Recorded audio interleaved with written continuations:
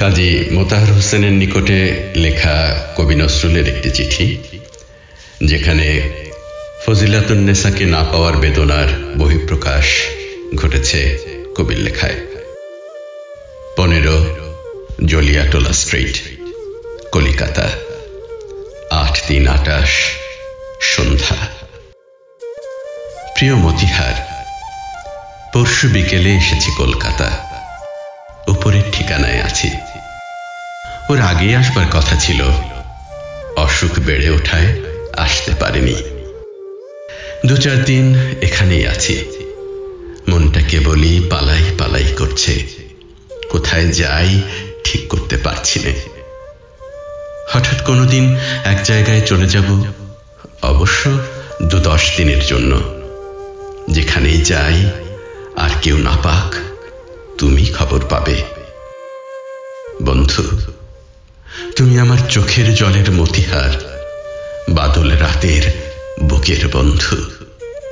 যেদিন এই নিষ্ঠুর পৃথিবীর আর সবাই আমায় ভুলে যাবে, সেদিন অন্তত তোমার বুক বিঁধে উঠবে।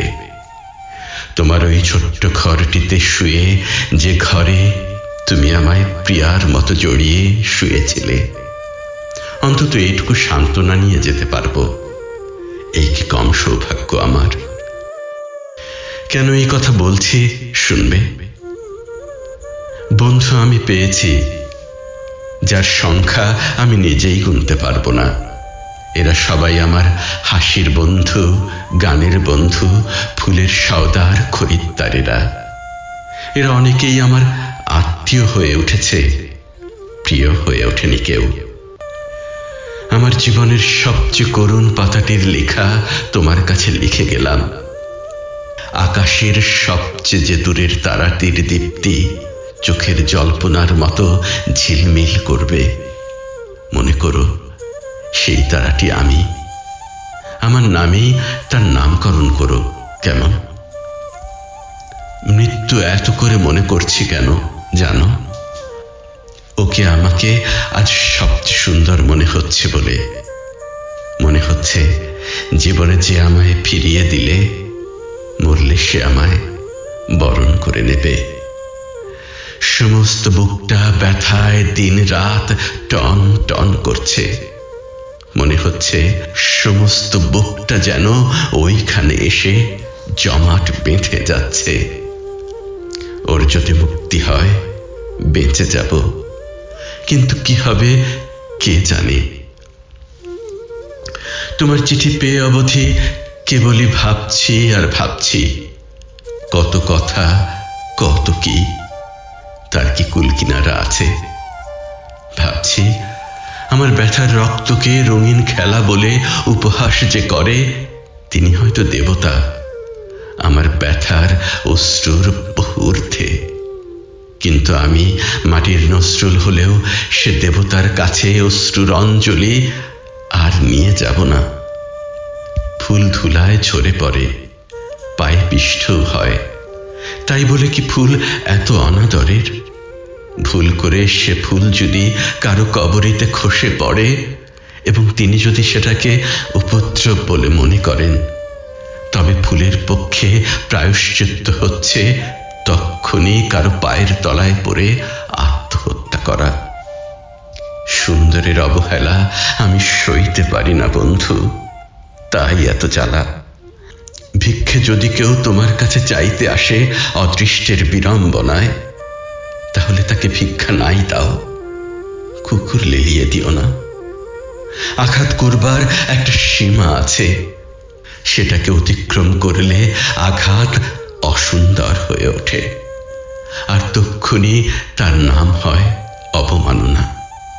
ছেলেবেলা থেকেই পথে পথে মানুষ আমি, যে স্নেহে যে প্রেমে বুক ভরে ওঠে কানায় কানায়, তা কখনো কোথাও পাইনি। এবার চিঠির উত্তর দিতে বড্ড দেরি হয়ে গেল। না জানি কত উদ্বিগ্ন হয়েছ। কি করি বন্ধু, শরীরটা এত বেশি বেয়ারা আর হয়নি কখনো। ওষুধ খেতে প্রবৃত্তি হয় না। আমায় সবচেয়ে অবাক করে নিশুথি রাতের তারা। তুমি হয়তো অবাক হবে, আমি আকাশের প্রায় সব তারাগুলোকে চিনি। তাদের সত্যিকারের নাম জানি নে, কিন্তু তাদের প্রত্যেকের নামকরণ করেছি আমার ইচ্ছে মতো। সেই কত রকম মিষ্টি মিষ্টি নাম, শুনলে তুমি হাসবে। কোন তারা কোন ঋতুতে কোন দিকে উদয় হয় সব বলে দিতে পারি।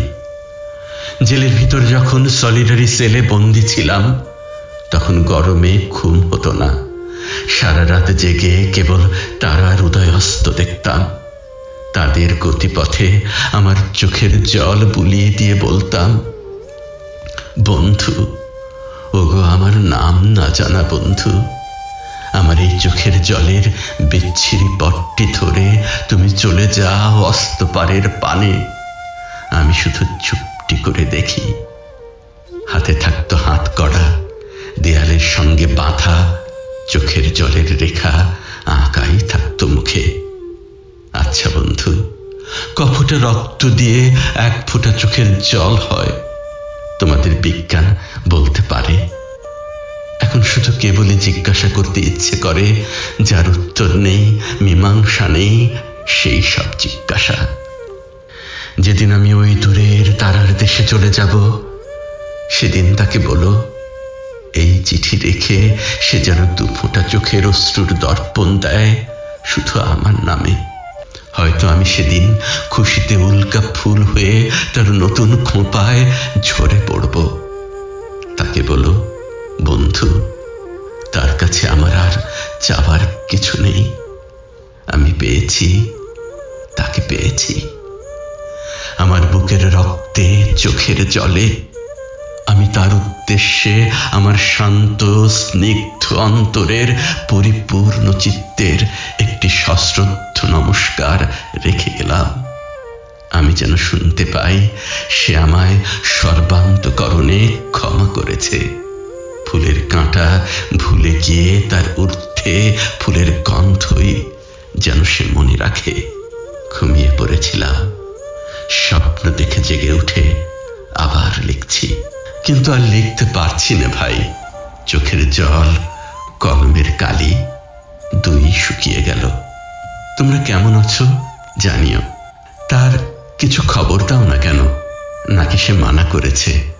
ঠিক সময় মতো সে ওষুধ খায় তো? কেবলই কিডসকে স্বপ্ন দেখছি, তার পাশে দাঁড়িয়ে ফেমি ব্রাউন পাথরের মতো। ভালোবাসা নাও। ইতি তোমার নজরুল।